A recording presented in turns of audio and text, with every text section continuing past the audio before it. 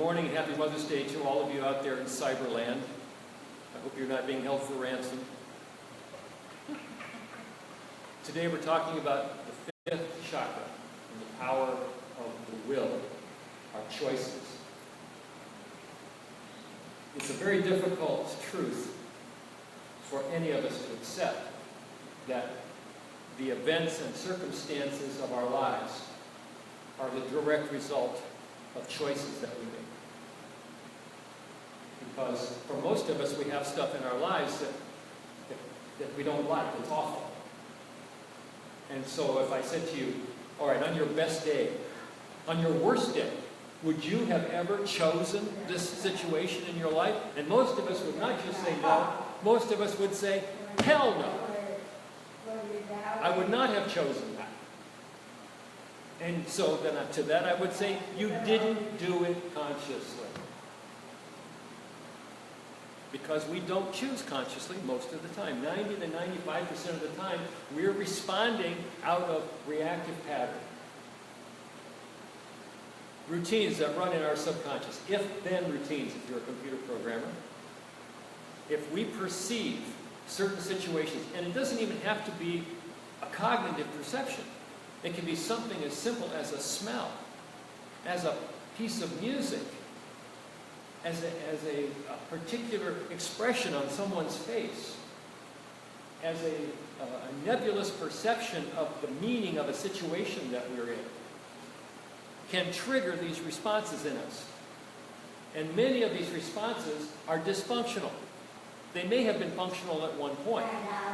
They may have been functional when we were 5 years old, but they're no longer functional. Maybe we didn't program them. Maybe we got them from our ancestors through our DNA, through that 90% of the DNA they call junk, because they don't know what it does.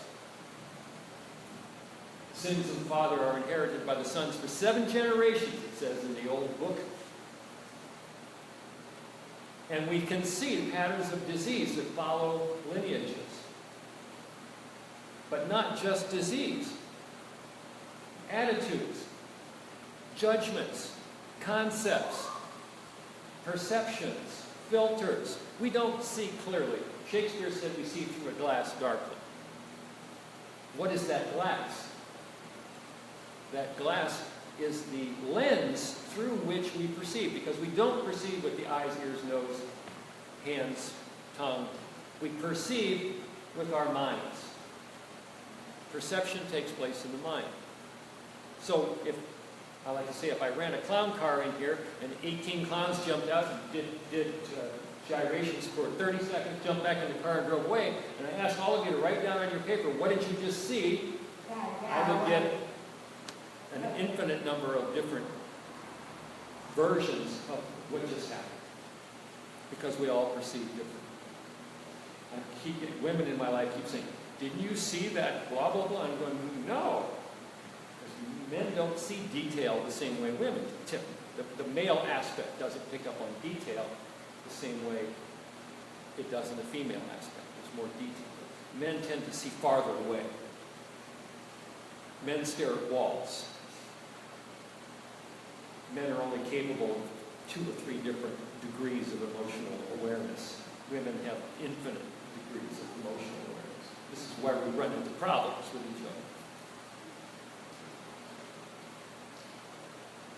So if our choices are influencing our reality, and we're not conscious of our choices, then our reality seems to have a life of its own.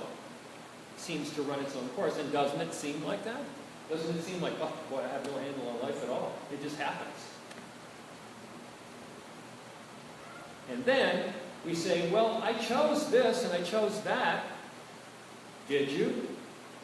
Or did you merely react, and then your rational mind took over your reaction, made a rationale for it, because that's what the rational mind does, and called it choice. If we go out on the street and we ask 100 people, do you have free will? 99 of them are going to say, yes, of course I have free will. I would be the 100th one that said, not really. You have the illusion of free will. And you ultimately do have free will, but you don't have it if you don't exercise it. It's like saying, do you have the capacity to play the piano? Yes, you do. You all do. But how many of you actually play the piano? You have to go through a practice and develop some skills to be able to play the piano. And you have to develop a discipline to be able to play the piano. And it's the same way with freedom of choice. It's a discipline that we can create. So then we work on that discipline and we get to the point where we have freedom of choice. But then the question is, so what shall I choose? What's the right choice here? And even if we get to the point where we say, well, I want to do the right and honorable thing, which is not necessarily a given. But if it is, if we get to that point, I want to do the right and honorable thing, how do we know what the right and honorable thing is? Well, it should be self-evident. So, you're a fireman, and there's a house on fire. Some woman comes running out screaming, my baby's in there!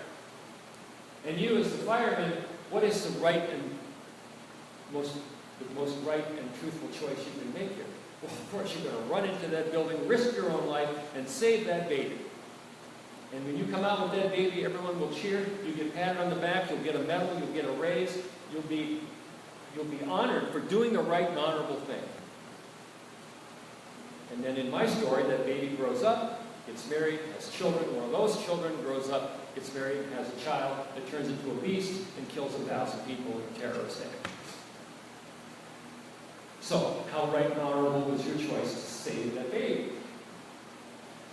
We don't see the consequences of our actions through the years, through the generations. We can't. We don't have that capacity. Not with our figure-it-out, clever little minds here. These are good little computers for crunching some numbers or some concepts to make a rational choice in those areas where we allow ourselves to truly make rational choices. But it is not a time machine. It does not see clearly into the future. And this is where we come into this conflict that we have between our head and our heart. Because our head has these reactive patterns it's playing out. It's got its own agenda. It wants to understand, predict, and control. The heart has its own agenda. It just wants to be loved, and to love, and to be loved, and to love. But they're in conflict. So what sits between them? Our willpower. Our choice. The only way we can exercise choice is through exercising our will and our desire to have choice. But even then, how do we know what's right and honorable choice? This is why the lesson of the fifth chakra is the lesson of surrendering to a higher authority. And of course, those of you who know me know that I'm not going to sit here and tell you there's some gray-haired old man sitting up in the clouds waiting to tell you what to do or to judge what you've done. The gray-haired old man sits in us. The wise, divine mind is the Christ mind. Christos, from the Greek Christos, which means anointed one or exalted one. It's that highest knowing. We all have it. Our mind consists of basically, it's a pyramid. And the biggest part of the pyramid sits below the level of consciousness. This is the unconscious or subconscious mind. This is where all of these pattern responses are being generated. Where all of our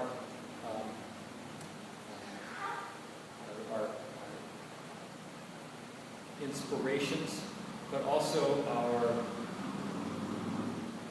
patterning of certain things that we have to do all the time, compulsions, impulses, impulse buying. Madison Avenue understands we're impulse buyers. Impulse, compulsion, comes up from these routines in the subconscious. This is the big part of the mind. The middle part of the mind is the conscious mind. It sits just above the surface. It's the part of the base of the iceberg we can see.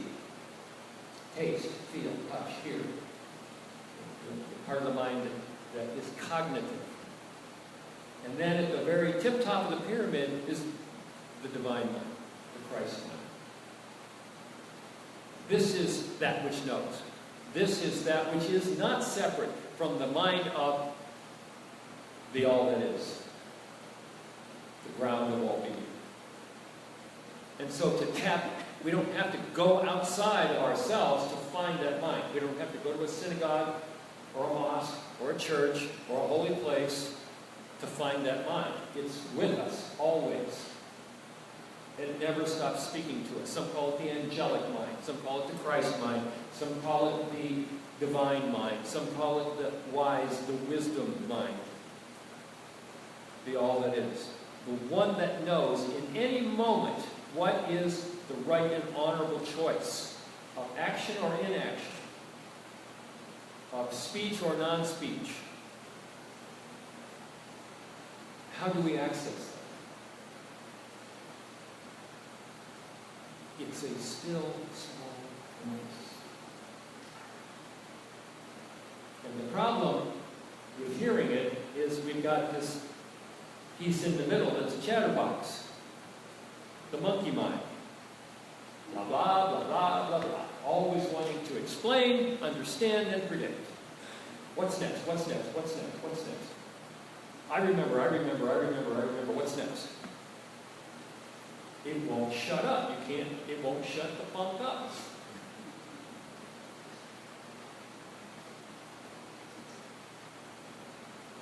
And so, because it's chattering, can't hear the still small voice that speaks to us in every moment to give us a clear indication of what is appropriate in this moment. What is appropriate choice in this moment, in this moment, in this moment.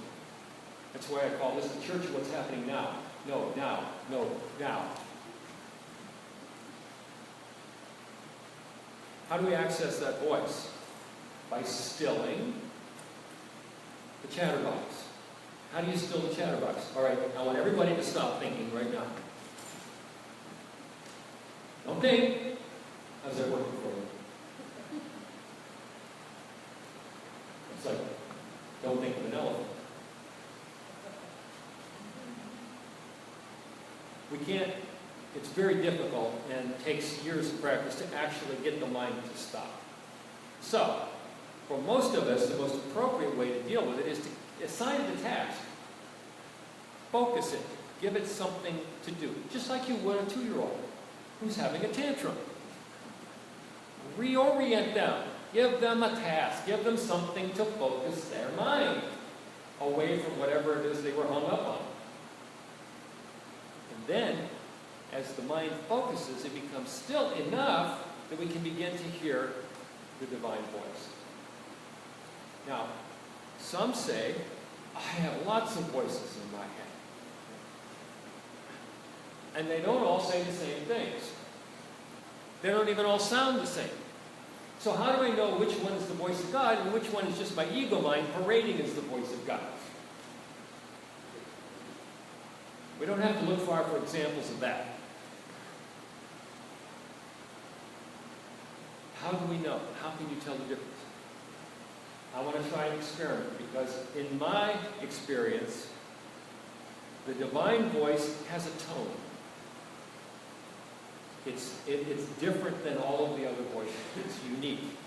The tone, it may be telling us things we don't necessarily want to hear, and this is the scary thing about getting divine guidance. What if it tells me something I don't want to hear? What if it tells me to do something I don't want to do? What if it tells me to do something that's scary? And this is where she mentions faith comes into this. And you say, well, faith is hard for me. I say, no, everybody has faith. We wouldn't be able to get out of bed in the morning if we didn't have faith. You couldn't walk without faith. Because walking, you lean forward and you pick one foot up off the ground.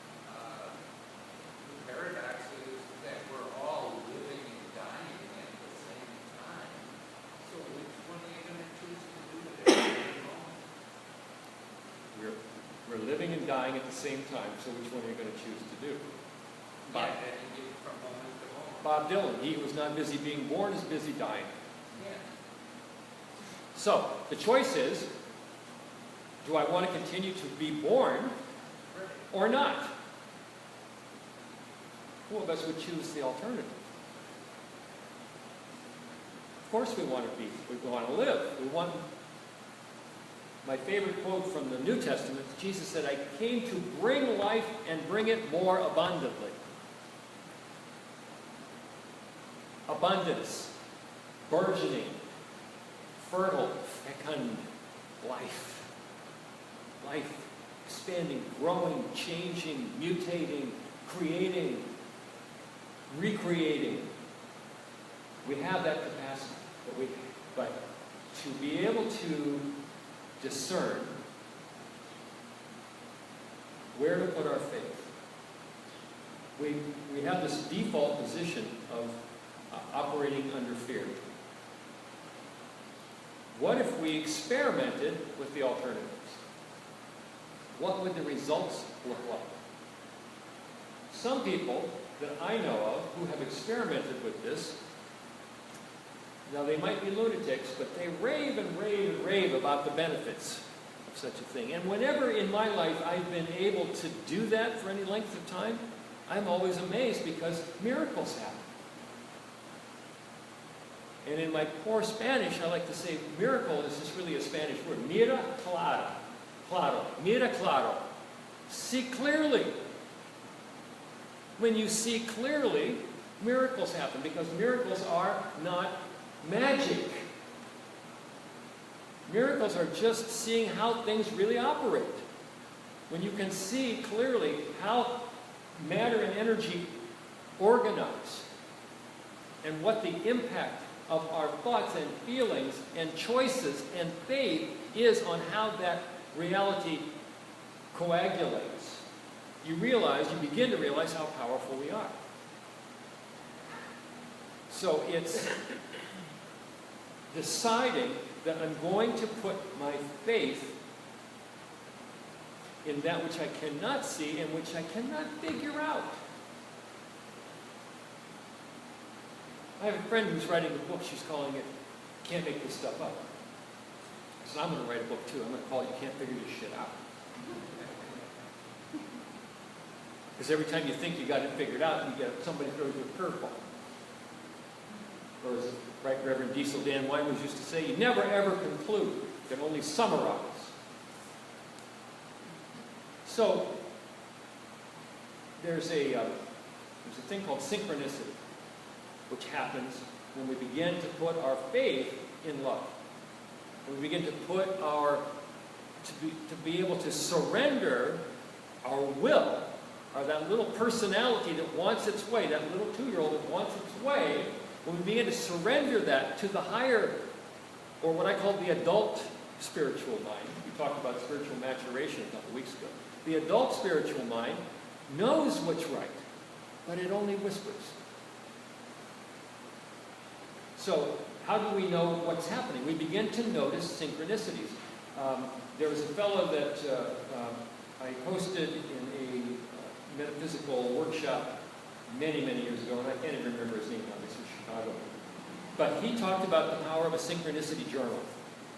He said he started keeping a synchronicity journal, and the first thing that shook him up, many, many years ago, he's back in Chicago, and he's driving, he's a messenger, driving his car, messengering things around town. Chicago, imagine that. And he said he prided himself on being the fastest guy on the road.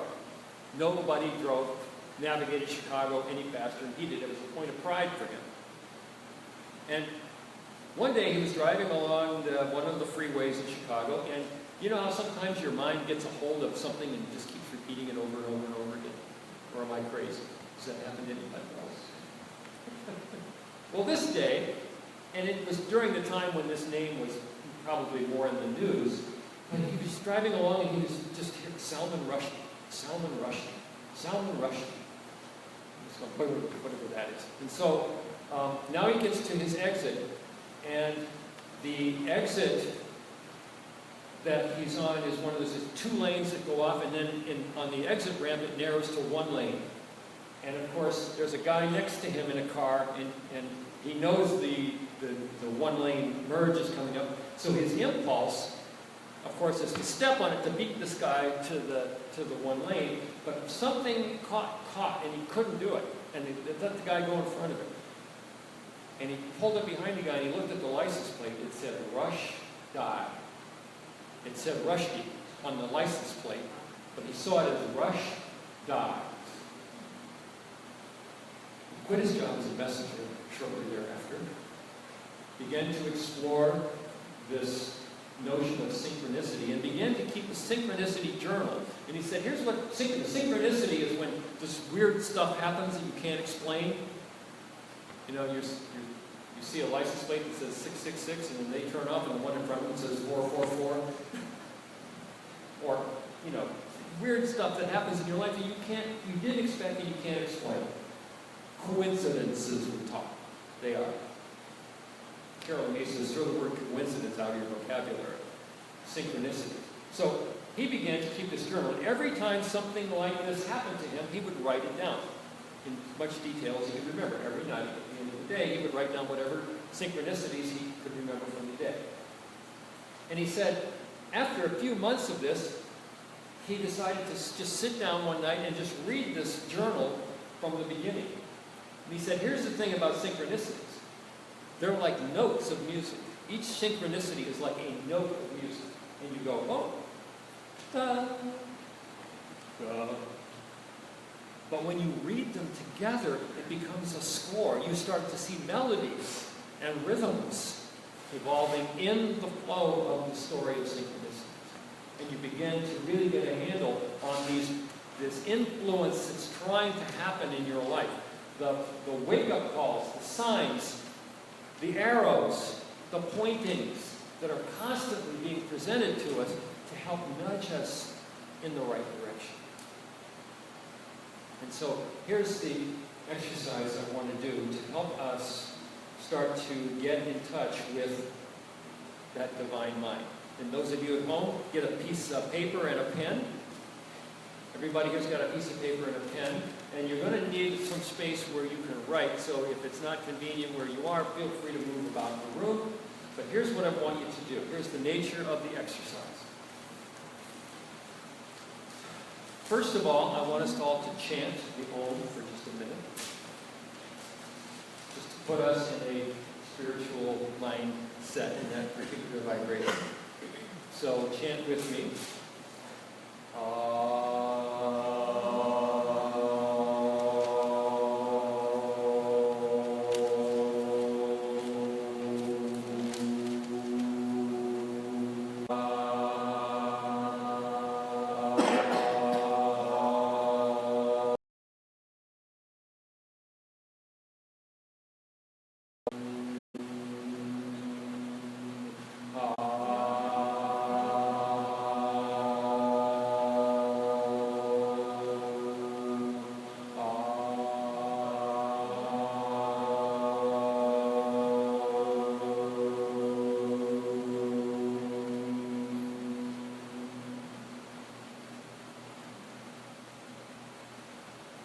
Now I invite you to take a deep breath. And I want you to think of a question that you have. Make it a serious question. Make it personal. Make it important.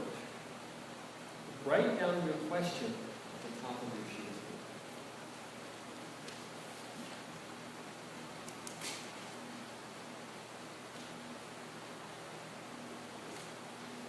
Something that's personal, but also something that's has significance, importance, gravitas, weight.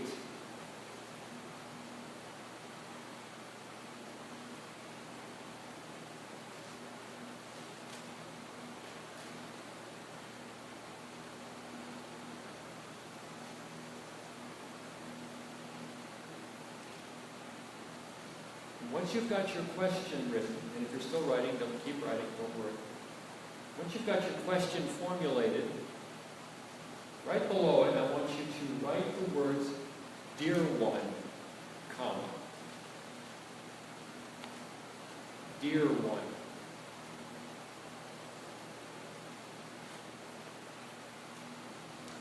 Now, the exercise is going to go like this. When I say go, I want you to place your pen on the paper. I don't want you to think about what you are doing. I want you to start moving the pen. Maybe writing letters or drawing pictures. Whatever comes to you to do. Most people use language. There's no indication that you have to. But I want you just to begin writing, moving the pen.